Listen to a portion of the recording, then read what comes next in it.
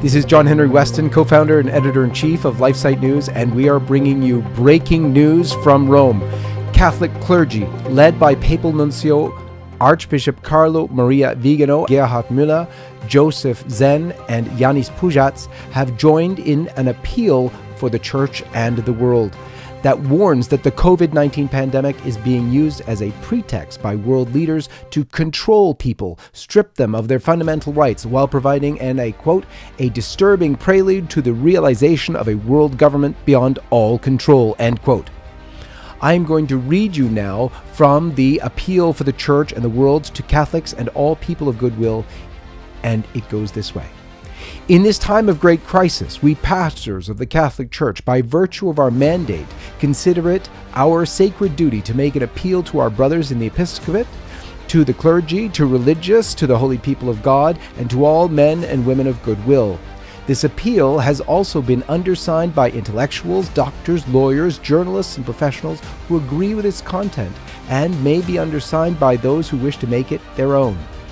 The facts have shown that under the pretext of the COVID-19 epidemic, the inalienable rights of citizens have in many cases been violated, and their fundamental freedoms, including the exercise of freedom of worship, expression, and movement, have been disproportionately and unjustifiably restricted.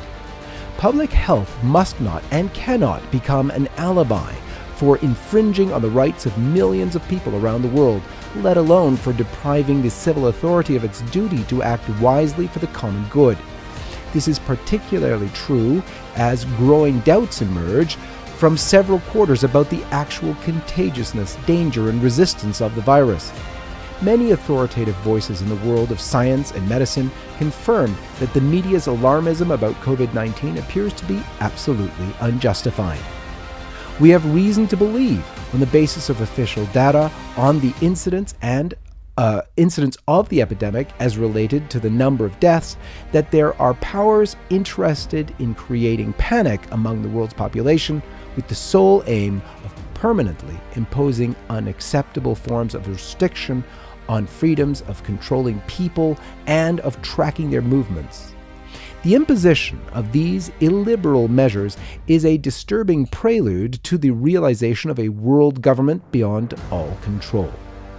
We also believe that in some situations the containment measures that were adopted, including the closure of shops and businesses, have precipitated a crisis that has brought down entire sectors of the economy.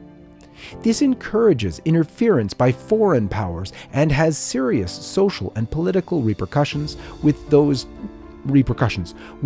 governmental responsibility must stop these forms of social engineering by taking measures to protect their citizens whom they represent and in whose interests they have a serious obligation to act. Likewise, let them help the family, the cell of society, by not unreasonably penalizing the weak and elderly, forcing them into a painful separation from their loved ones. The criminalization of personal and social relationships must likewise be judged as an unacceptable part of the plan of those who advocate isolating individuals in order to better manipulate and control them. We ask the scientific community to be vigilant so that cures for COVID-19 are offered in honesty for the common good. Every effort must be made to ensure that shady business interests do not influence the choices made by government leaders and international bodies. It is unreasonable to penalize those remedies that have proved to be effective and are often inexpensive, just because one wishes to give priority to treatments or vaccines that are not as good, but which guarantee pharmaceutical companies far greater profits and exacerbate the public health expenditures. Let us also remember, as pastors, that for Catholics it is morally unacceptable to develop or use vaccines derived from material from aborted fetuses. We also ask government leaders to ensure that forms of control over people, whether through tracking systems or any other form of location finding, are rigorously avoided. The fight against COVID-19, however serious, must not be the pretext for supporting the hidden intentions of supranational bodies that have very strong commercial and political interests in this plan. In particular, citizens must be given the opportunity to refuse these restrictions on personal freedom without any penalty whatsoever being imposed on those who do not wish to use vaccines, contact tracking, or any other similar tool. Let us also consider the blatant contradiction of those who pursue policies of drastic population control and at the same time present themselves as the savior of humanity without any political or social legitimacy. Finally, the political responsibility of those who represent the people can in no way be left to experts who can indeed claim a kind of immunity from prosecution, which is disturbing to say the least. We strongly urge those in the media to commit themselves to providing accurate information and not penalizing dissent by resorting to forms of censorship, as is happening widely on social media, in the press, and on television. Providing accurate information requires that room be given to voices that are not aligned with a single way of thinking.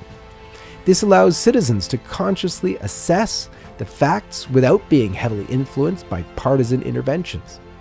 A democratic and honest debate is the best antidote to the risk of imposing subtle forms of dictatorship, presumably worse than those our society has seen rise and fall in the recent past. Finally, as pastors responsible for the flock of Christ, let us remember that the Church firmly asserts her autonomy to govern, worship, and teach. This autonomy and freedom are an innate right that our Lord Jesus Christ has given her for the purpose of her proper ends. For this reason, as pastors, we firmly assert the right to decide autonomously on the celebration of Mass and the sacraments, just as we claim absolute autonomy in matters falling within our immediate jurisdiction, such as the liturgical norms and ways of administering communion and the sacraments. The state has no right to interfere for any reason whatsoever in the sovereignty of the Church. Ecclesiastical authorities have never refused to collaborate with the state, but such collaboration does not authorize civil authorities to impose any sort of ban or restriction on public worship or the exercise of priestly ministry. The rights of God and the faithful are the supreme law of the Church, which she neither intends to nor can abdicate. We ask that restrictions on the celebration of public ceremonies be removed. We should like to invite all people of goodwill not to shirk their duty to cooperate for the common good, each according to his own state and possibilities in a spirit of fraternal charity. The Church desires such cooperation, but this cannot disregard either a respect for natural law or a guarantee of individual freedoms. The civil duties to which citizens are bound imply the state's recognition of their rights. We are all called to assess the current situation in a way consistent with the teaching of the gospel. This means taking a stand, either with Christ or against Christ. Let us not be intimidated or frightened by those who would have us believe that we are a minority.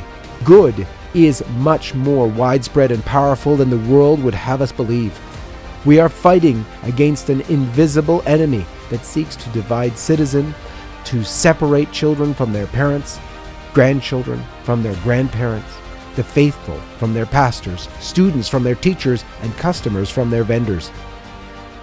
Let us not allow centuries of Christian civilization to be erased under the pretext of a virus and an odious technological tyranny to be established, in which nameless and faceless people can decide the fate of the world by confining us to a virtual reality.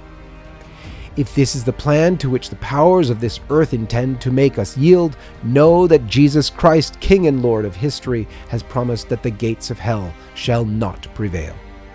Let us entrust government leaders and all those who rule over the fate of nations to Almighty God, that He may enlighten and guide them in this time of great crisis.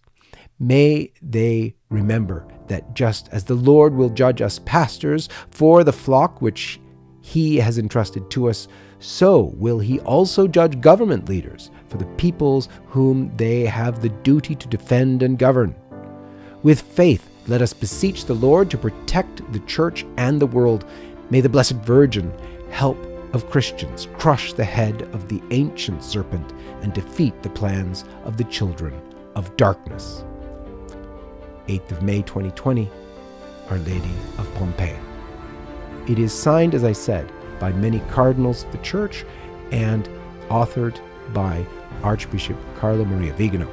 For more on this and all of what's going on, check us out at lifesitenews.com, and may God bless you.